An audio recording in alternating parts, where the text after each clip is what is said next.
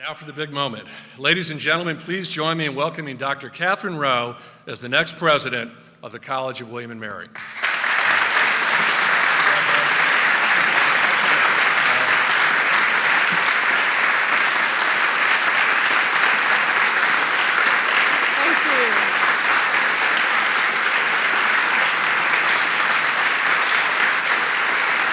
Thank you so much.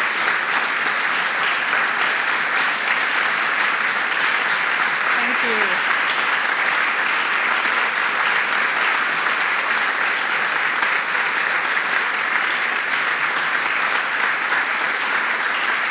Thank you so much. Good morning. I am deeply honored by the responsibility that the Board of Visitors has conferred on me today in calling me to serve as William & Mary's 28th president. Thank you so much. The right way to begin any momentous endeavor such as this is to begin with thanks, and I am fortunate to have so many to extend today. To the rector of the board, Todd Stottlemyre, and the board who've called me here today, I am grateful for the vision of William & Mary that you have sketched for me over the months. I am grateful for the responsibility that you're charging me. I take that to heart. I will care for this institution, and I am thrilled to accept the call to serve. Thanks to the rector, vice rector, Tom Watkins, and the whole search committee, those 150 open meetings were generously shared, what you learned in them over the course of the search. I take your work, I take what you heard to heart, and I will keep it to heart over the years to come. I've also taken to heart this community's vision of William & Mary's future. That's one of the things that I want to talk about today. But I want to start that vision with the person who set that up for me now, President Taylor Reevely, Helen Reevely, and thank them for their incredibly warm welcome to this community, to their home. You have led this institution for 10 years to great prosperity, and we will all benefit for that for decades to come. Thank you.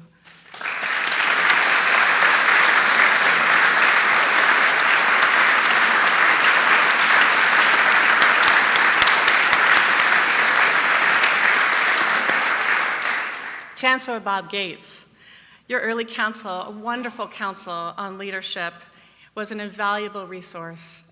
It wasn't the closing I needed. This community was the closing I needed. But I know I will count on that wisdom in the years to come. So many staff at William & Mary work tirelessly for this celebration and through the search process. You are the unsung heroes that make this institution go, and without you, it wouldn't be thriving. And to my family, my chief support and inspiration, thank you for coming here today. Thank you for bringing me here today. We are thrilled to be joining such a vibrant community of teaching, learning, innovation, and research. As I introduce myself to this community, I want to begin by sharing what has drawn me so strongly to William & Mary. And then I'm going to offer some reflections on our past and future at this moment of joyful transition. As I've gotten to know William & Mary, I've spent a great deal of time exploring what it means to be the quintessential public ivy. That ampersand in our name, it symbolizes the power to combine qualities that are rarely combined together in higher education today. A liberal arts curriculum integrated with exceptional professional education, an undergraduate college at a world-class university, an authentic culture of scholar athletes who embrace excellence at the highest level on the field, on the court, in the classroom, and in research. And a storied history, a vibrant sense of tradition that also includes a track record of innovation and transformation in public education. And with all this, a deep commitment to access and affordability, which is close to my own heart. That so many different qualities, rarely found together, are combined at William & Mary is a particular strength now. As we prepare our students to live their lives as citizens and professionals in the 21st century, those lives will require them to be adaptable and resilient to change, to value different modes of being in community and at work. I feel a deep connection to William & Mary's unique combination of qualities because I'm something of a hybrid myself, as Todd has shared. As some of you know, I'm a Renaissance scholar who is also an entrepreneur. I've spent my career teaching and studying the history of the book, the history of the theater, and also experimenting with new ways that technologies emerging today can advance learning and research. I'm a close reader, I'm a classroom teacher, and I also relish the systems thinking required of organizational leadership. I'm a competitive athlete and coach, and my intellectual life and my life as an athlete have been deeply integrated for my whole career. I love to win. And I know that William and Mary loves to win. But for me, and I believe for this institution, those are always team wins, community wins. I do my best work in collaboration, not solo. I come from a family of educators and entrepreneurs, so I find it easy to make the case why a liberal arts education today is the best preparation for citizens and professionals in a networked world, and why that education should be as widely available as possible to students of all incomes and backgrounds in Virginia, the nation, and in the world. So I'm here today because the more that I have come to know William and Mary, the more I feel I have found my people. And I recognize in this community the unique strengths that meet in unexpected ways. Those meetings, those combinations are going to guarantee our success together in the decades to come. Now, because I began my career as a Renaissance scholar, studying Shakespeare and his contemporaries, it won't surprise you to learn that as I was coming to know William and Mary and reflect on our future in the 21st century, I naturally turned to William and Mary's charter.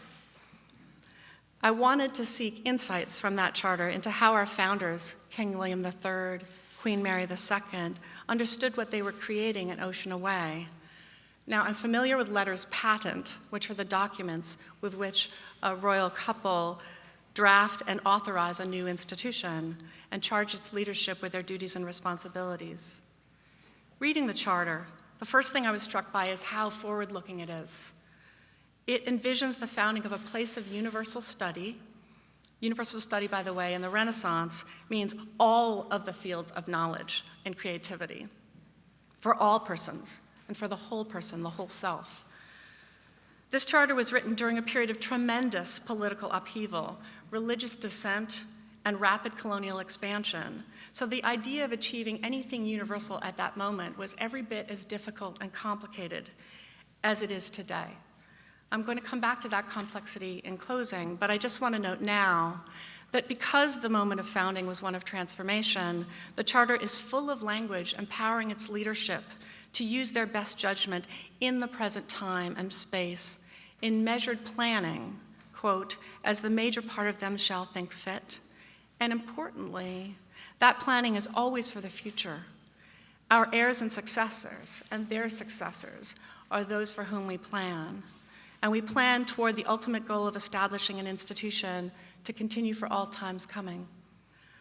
That refrain, all time coming, threads through the charter. I hear that refrain as a call. We gather to create an institution grounded in the present time and space and envisioning the future. And I hear that refrain as a charge. We accept responsibility to sustain that institution through a future that is unpredictable and embraced with hope.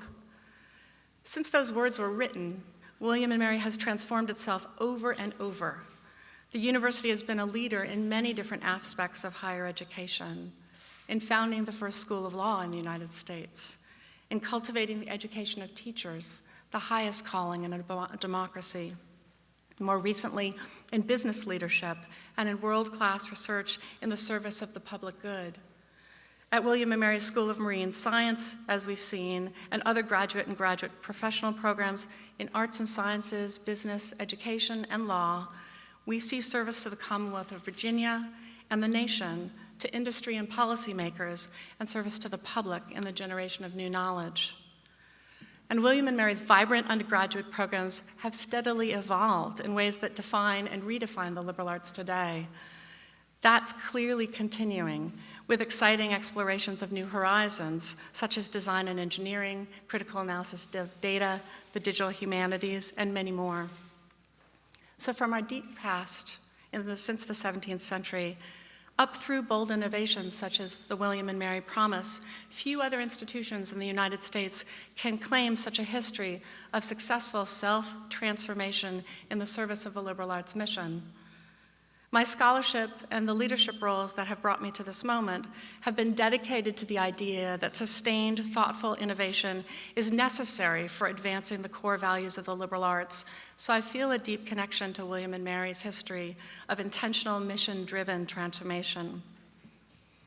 It's also especially moving to me that I joined this community in a year that we are celebrating so many milestones. In this 325th year, we'll be celebrating the centenary of 1918, when women first enrolled at the university.